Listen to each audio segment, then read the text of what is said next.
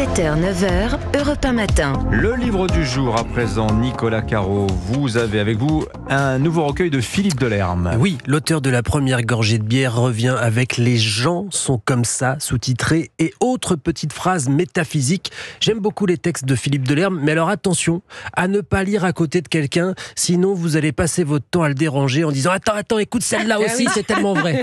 Mais c'est quoi une phrase métaphysique ? C'est lui en fait qui en fait de la métaphysique et une source de pensée profonde, mais les phrases qui sont autant de chapitres sont précisément les phrases les plus banales du monde, celles que l'on prononce machinalement, même sans se rendre compte de ce qu'elles contiennent. On a fini par les vider de leur sens et Delerme leur en redonne. Et il en ressort soit de la poésie, soit une réflexion sur le monde tel qu'il va, soit du rire et parfois tout ça en même temps. Par exemple, je ne souhaite ça à personne. C'est une sentence qui termine souvent une plainte, une ponctuation, la fin de la démonstration. Et il y a aussi une forme de courage là-dedans, un sacrifice qu'on se propose de faire, mais sans jamais le faire. Il y a la variante « Je ne souhaite pas ça à mon pire ennemi ». Il cite au passage Jules Renard « On a toujours assez de courage pour supporter le malheur des autres ». Chapitre suivant « Tu me donneras la recette ?» Ça, c'est une forme de compliment, bien entendu, mais c'est un peu plus, parce que c'est une promesse, c'est envisager une suite, c'est pas juste « c'est délicieux et basta », non. Là, ça engage une forme de complicité, tu me donneras la recette. Alors le titre, c'est d'ailleurs une des petites phrases, les gens sont comme ça. Marcel Aimé disait « Les gens, quel sale type ». Manière de dire « tout le monde sauf moi », c'est ça ce qu'on dit avec « les gens sont comme ça », et si on dit ça à quelqu'un, on l'exclut aussi de ces gens-là, bien entendu. Les gens sont comme ça, mais nous non. Il y a aussi « ah oui, non mais moi ». Ça j'adore. Ou moi je crois beaucoup à ça.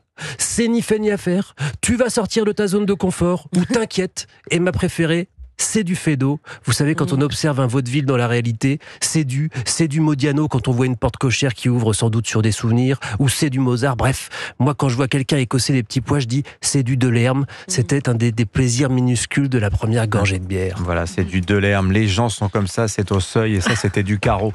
Merci mon cher Nicolas. Héloïse Goua, la série de la semaine. Vous nous recommandez cette semaine une série documentaire qui arrive cette semaine sur Canal+.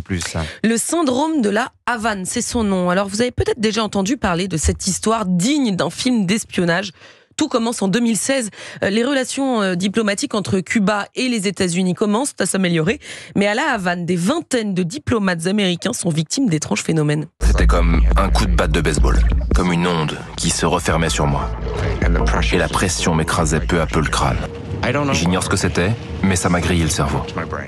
Les médecins ne comprennent pas ce qu'il est arrivé à ces agents qui se retrouvent avec de lourdes séquelles. Certains sont aveugles d'un œil, par exemple. Donald Trump décide de fermer l'ambassade américaine à la Havane.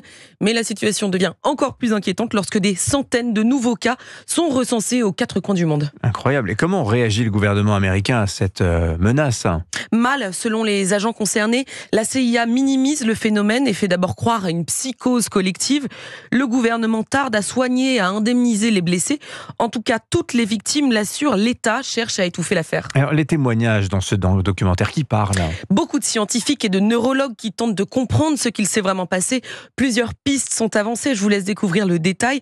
Mais cela aurait à voir avec un nouveau type d'arme à micro-ondes dans un contexte de renouveau de la guerre froide. On entend également des journalistes, des hauts fonctionnaires et puis, chose rare, plusieurs anciens agents de la CIA qui témoignent à visage découvert. C'est le cas d'Adam. S'il a le courage de parler, c'est parce qu'il considère que ses supérieurs l'ont abandonné. Je n'ai qu'un but aujourd'hui, c'est découvrir la vérité. Si on ne réagit pas immédiatement, on va au-devant de gros problèmes, à très court terme. Cet excellent documentaire est réalisé par 2 Français. 4 épisodes de 30 minutes qui se regardent d'une traite, un peu comme un film à suspense, vous savez, où les rebondissements, les révélations pleuvent. Je vous assure qu'on a même parfois du mal à croire ce qu'on voit. Le syndrome de la Havane, série documentaire donc à retrouver à partir de mercredi 21h sur Canal+, et ce sera évidemment disponible aussi sur MyCanal. Merci beaucoup Héloïse Goua, merci Nicolas Caro, merci Vincent.